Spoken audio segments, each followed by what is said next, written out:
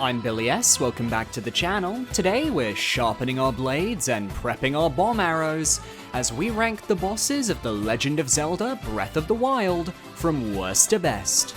If you're curious about a more recent Zelda game, I have a Tears of the Kingdom boss ranking from last month.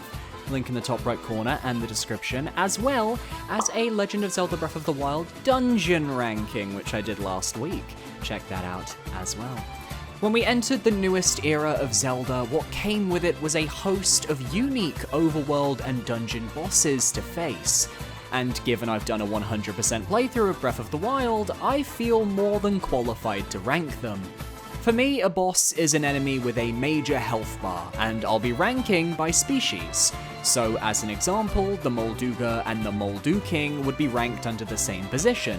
The Stone, Igneo, and Frost Taluses would also be ranked under the same position, while Stalnoxes and Hynoxes will be ranked separately, as I feel their fights play out differently in practice. So, without further ado, all 12 bosses in Breath of the Wild ranked. And be sure to let me know your favourites in the comments below. Languishing in last place on our list, we have my least favourite overworld boss to fight, the Stalnox. I wanted to distinguish these guys from the normal Hynox mini-bosses because while I'm still not a fan of fighting their normal forms, I audibly groan when I see a Stalnox on the horizon. Stalnoxes can be injured just like any monster, and in the late game, they become nuisances that can be dealt with fairly quickly, but they have a unique aspect to their fight that I actively dislike. At around half health, their eye will pop out of its socket, and it becomes the boss's weak spot. So you're forced to chase around the eye, hitting it to do damage, but every hit knocks the eye back, forcing you to continue running after it.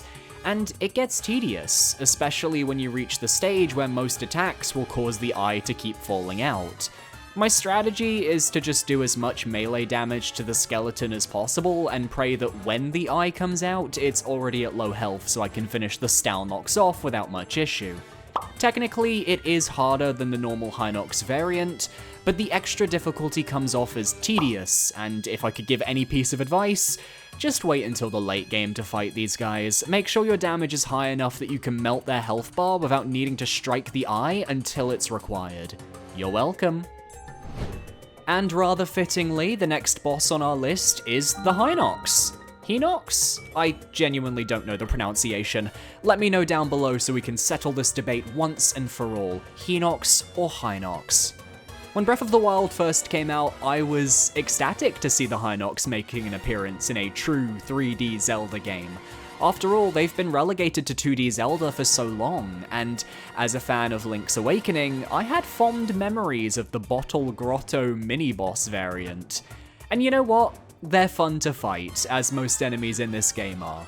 When you've got good gear and an arrow to the eye does a healthy dose of damage, it feels great.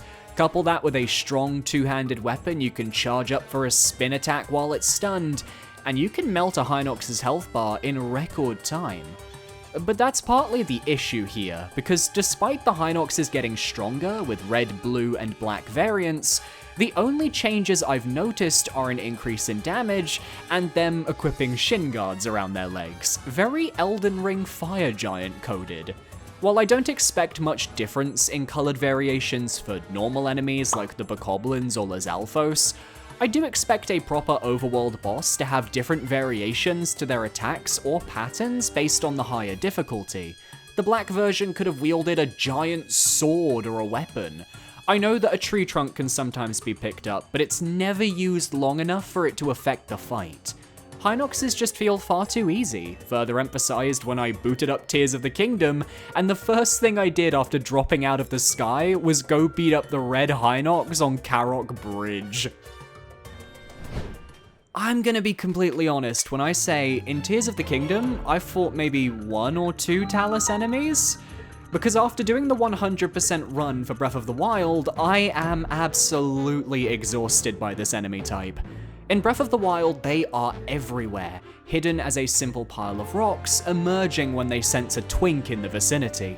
But what I love about the Talus enemies, and that will always have my respect, is that they do provide a decent challenge in the early to mid-game. I have very fond memories of running into the one on the Great Plateau and thinking, dang, this is so cool.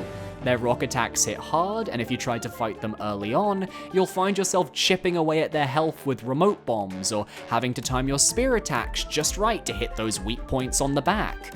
I wish there was more variation in the location of the weak points. I feel like Flux constructs in Tears of the Kingdom are a better done fight similar to this, where their weak points can physically switch places.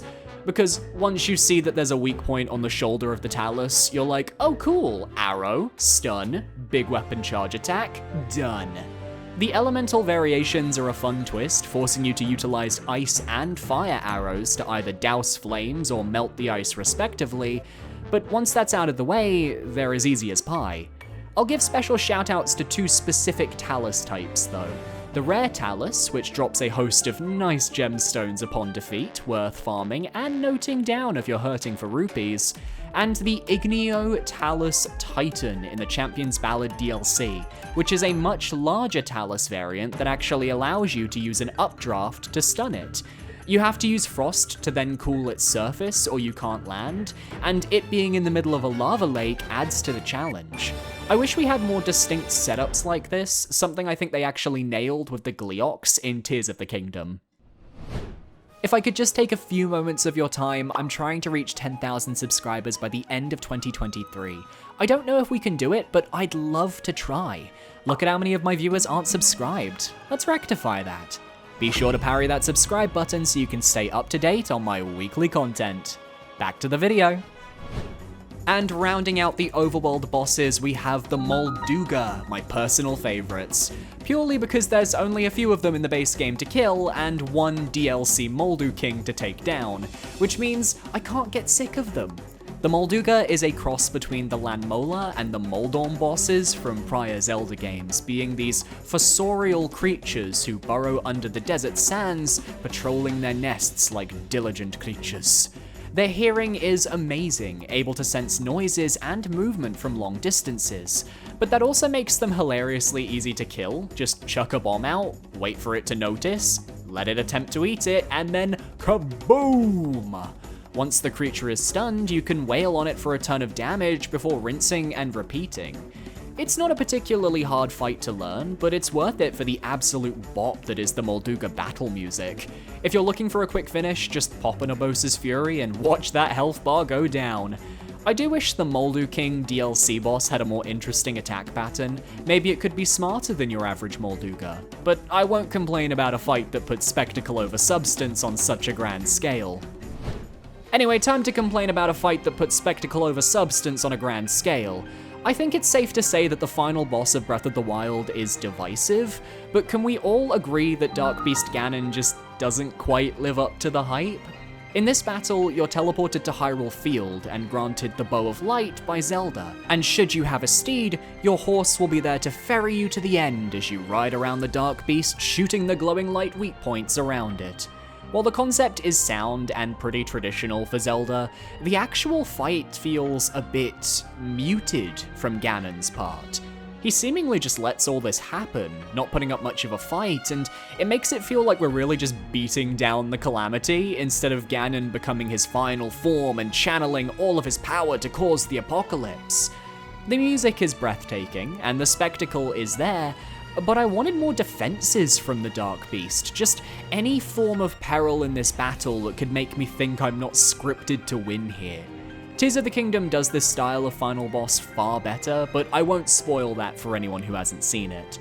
And of course, this ends with shooting a gigantic Malice Goop eye, because if there's one thing the Zelda team loves, it's shooting gigantic weak points that are Malice Goop eyes. Oh well, at least the rest of Ganon's many fights in this game are better. But before we get to the Ganon sweep, I'd like to quickly talk about a boss fight you face in the Gerudo questline against the comical leader of the Yiga clan, Master Koga. And wow, coming back to this fight after seeing the stuff he gets up to in Tears of the Kingdom is so underwhelming, which actually fits Koga's personality. This man is not a threat, no matter how much he thinks he is, and he is entirely carried by his Looney Tunes-esque antics that somehow leave you wanting more. He's a goofball who gets destroyed with a simple click of your runes, as his abilities involve summoning boulders that circle around his head, and if you hit him at the right time, he drops it onto himself, silly man. Or how about him summoning a giant metal boulder that you can magnesis to?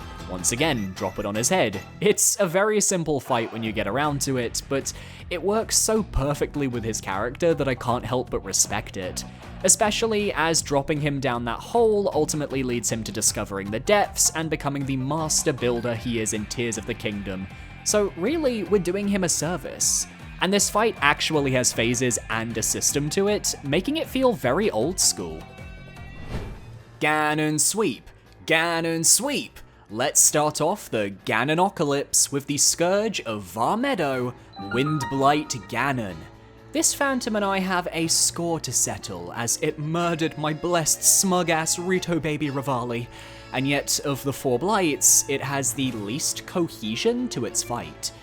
Its special ability is that it can shoot Link. Yup. Projectile attacks, what a novel concept. The first phase is very much just dodging easy bullets while peppering the boss with arrows, which will get you by just fine. The second phase, when the blight summons its reflectors, is interesting in concept. The idea of it firing a bullet that bounces all over the place, leaving you wondering when it will strike, is a fantastic idea, and could have been utilized much better in the older Zelda style with more formulaic bosses. There are also tornadoes, because we love a tornado with a wind boss in these games, meaning your paraglider has a lot of use when it comes to dodging attacks. But the problem is you'll barely see any of these attacks because you can just bomb arrow Windblight Ganon to death pretty much immediately, as long as you have any decent bow. Unlike every other blight which has at least a gimmick to protect it to some extent, Windblight as a sniper is weak to attacks in general, I guess. In the DLC, when you're forced to fight the blight with Rivali's gear, it's significantly more difficult, but still feels like it lacks a proper formula unlike the rest of the blights, making it, for me, the runt of the blight Ganon litter. Next up on the Ganon tier list, we have the Scourge of Varuta, Waterblight Ganon.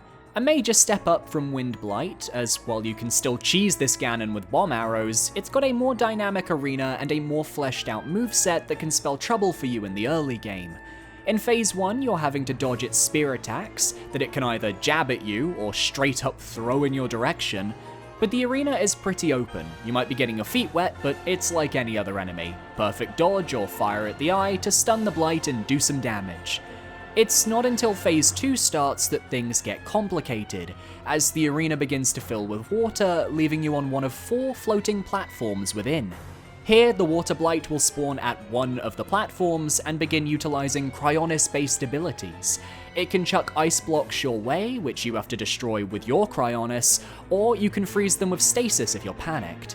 Shooting the boss to stun it is your best bet, but if it falls, you have to make your way over to the platform the boss is on before you can do more damage, meaning you'll be attacking less often unless you, feeling cheesy, decide to just bomb the blight with bomb arrows. It can also fire a Guardian-style laser at you, but that rarely happened with me. I struggled with this fight in the DLC when you're using Mipha's equipment, as you're forced to melee the boss due to only having 10 arrows. Which really makes you learn the intended progression for the fight. If you run out of arrows and can't reach the boss, Cryonis is your best friend. However, I prefer the other 2 blights because even when you're out of arrows or at a disadvantage, it still feels like a winnable fight. Here, if you run out of arrows, the fight slows to an absolute crawl. I'm gonna be real with you. The Scourge of Varudania, Fireblight Ganon, only takes 4th place for one simple reason. You can't spam him with bomb arrows. He is immune to bomb arrows, because you cannot use them in this fight. This takes place in the crater of Death Mountain, where the heat is so strong that any bombs will immediately explode, meaning you can't notch a bomb arrow without being blasted back to your demise. As such, you have to, oh god, actively engage with the boss. and this can go one of two ways. If you come here early enough, the fight is a test of endurance, as you dodge the Fireblight's attacks, chipping away at his health with your weapon of choice. Or in my case, use my stock of ice arrows instead. You can't stop me spamming my ranged attacks. They do less damage than bomb arrows, but are still strong against the Fireblight due to the elemental difference. When the second phase hits, we get a true Death Mountain classic though, as the Fireblight erects a shield that can only be destroyed in one way: throwing a bomb at the Blight as it gathers energy, which when detonated will stun the Blight and allow you to smack away. Very Dodongo coded, very Frox coded. Classic Zelda weakness, silly Fireblight. He can also fire a series of flame attacks which are easily dodgeable, but with a few more ice arrows he'll be going down in no time. Even in the rematch with Daruk's gear, you're given a hefty weapon to break over the head of this boss. And when I also decided to slam him with some Urbosa's Fury, it just felt unfair. An easy fight, but one that does force me to change up my strategies somewhat. If only there were a Blight that goes one step further and makes it practically impossible to bomb arrow spam while providing a challenge. The absolute scenes when Calamity Ganon doesn't win the Ganon sweep. What an upset! The true main final boss of the game, Calamity Ganon, has been built up throughout your journey. You've seen the form of malice surrounding Hyrule Castle, you've defeated the Blights guarding the Divine Beasts, and you wonder what awaits you as you step into the Inner Sanctum.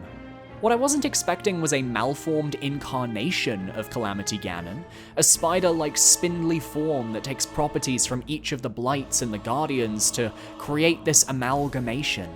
It's a shame that he looks so similar to the previous main bosses that his design doesn't really stand out too much.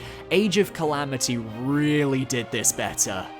And then, assuming you've freed the Divine Beasts, a gigantic pillar of light will now obliterate half of Calamity Ganon's health bar, giving you a much easier time with the boss.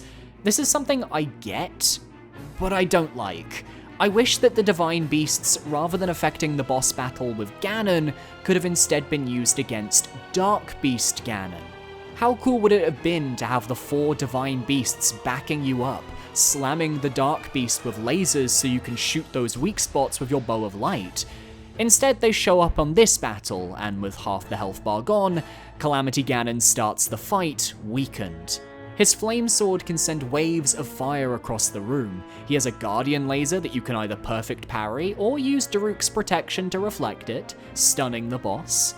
He can slam the ground, creating an energy wave around him that does damage. But it's the second part of the fight when things get a little fun, as Calamity Ganon creates a shield around himself that can only be destroyed with a perfect parry of his laser attack. This was so difficult for me on my first playthrough, as I never tried to parry, but I love that it truly teaches the player, hey, you need to master the mechanics, including parrying and perfect dodging, if you want to damage the final boss. Okay, thanks, bye.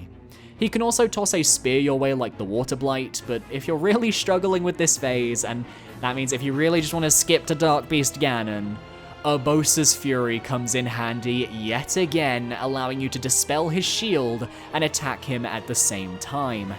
At the end of the day, Calamity Ganon does force you to utilize specific abilities to win the fight, but I think it would have been perfect if this battle encouraged the use of your rune abilities instead of Link's more natural abilities. Give us a blend. Still a solid, if not very memorable final fight, very overshone by Ganondorf in Tears of the Kingdom. And the prize for best Ganon boss in the game goes to the Scourge of Varnaboris, Thunderblight Ganon. Perhaps the only base game boss that is truly balanced in Breath of the Wild, Thunderblight ran the gambit at launch. Too hard, too fast, too difficult. Only for people to realize that the rest of the game was just fairly easy, and once you understand how perfect parries work, Thunderblight becomes very satisfying to fight. It's a blip, zipping around the arena and not compensating for anything with a fairly small build, which I really like. His attacks hit hard and will knock Link down, but if you get the timing right, you can perfect parry the Blight and feel so damn good about it. This strategy also works in the DLC rematch, given you'll be fighting with Urbosa's Shield Scimitar combo. Beware though, as it can also launch small thunder orbs at your way. They're easily dodged, but you know, be careful. That's the gist of its first phase. The second phase, it completely changes tactics though, summoning large metallic spikes that it drives into the ground and will charge them periodically with electricity. Your goal is to pick up the spike and move it towards the boss, so that when it summons its lightning, the lightning stuns the blight. It's a much harder sequence to pull off than the Fire Blight shield that you can just bomb, and even after stunning the Thunder Blight, you still have to fight it one-on-one with its flurries of attacks that are tough to dodge and hard to parry. You'll have to break through its shield if you can't parry it, allowing you to get some damage in before the process repeats. It's easily the hardest of the Blight bosses, but still feels fair, at least if you're me and you fight it towards the end of your playthrough. I can't imagine fighting Thunderblight as your first Divine Beast boss, but I can see the difficulty vision for sure. Oh, and of course the Thunderblight has a Guardian laser because at this point it's just branding. Such a fun fight that certainly stands out from the rest of the pack and would have been in the game the best, I don't know what I'm saying, had it not been for DLC 2. You do not know true fear until you see an ancient Sheikah monk stand up and tell you it's going to fuck you up. The best boss fight, it isn't even close, goes to Monk Maz Koshia at the end of the Divine Trial of the Champion's Ballad. The final boss before claiming the Master Cycle, this man has an entire arsenal of moves. His opening phase takes the moveset of the Yiga foot soldiers, using their forward slice attack as well as their mid-air bow strikes, only he decides to use lightning arrows because he's just nice like that. Then he breaks out the Thunderblight zipping through the air sword slices to really give you PTSD, which he can combo by the way with the Yiga Blade Master Earthwake technique. And reminder, this is just the first 20% of his health bar or so. He then reveals his Naruto clone jutsu and creates multiple forms that all do whatever they feel like with his previous moveset. You'll have elemental arrows of all types being fired your way as you cut through the monk to find his true form, and not even Urbosa's Fury can do enough damage to harm him outside of a brief stun. Smart developers. There's something hilarious, by the way, about seeing a line of Maz Koshias do synchronized sword swings in your direction.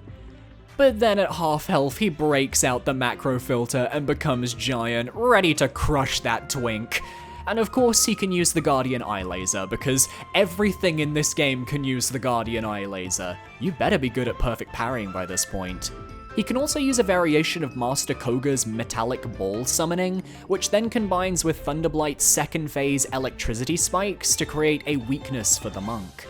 Oh, and when he's on the ground, he'll just try and stomp on you, which is honestly hilarious.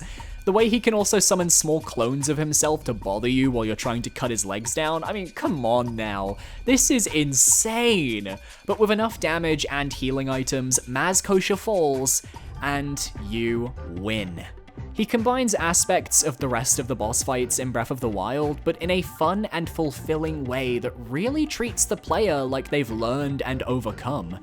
It's no wonder this man became an Age of Calamity playable character, and his infamy as a Zelda superboss of sorts will live on. Just don't try fighting him in Master Mode, that clone segment will be hell with the health regen. And that's all the bosses in the Legend of Zelda Breath of the Wild ranked. Which flavor of Ganon is your favorite? Was I too harsh on any of the bosses? Let me know down below. Be sure to parry that subscribe button to stay up to date on all my weekly content, and thank you so much for watching. My socials are on screen now, feel free to follow where you feel comfortable. I recommend my Twitter, it's the only one that's active. A massive shout out to my patrons over on Patreon for supporting me for another month. Thank you so much, you guys are awesome, you keep the channel alive, and I'll see you next time for another video. Adios.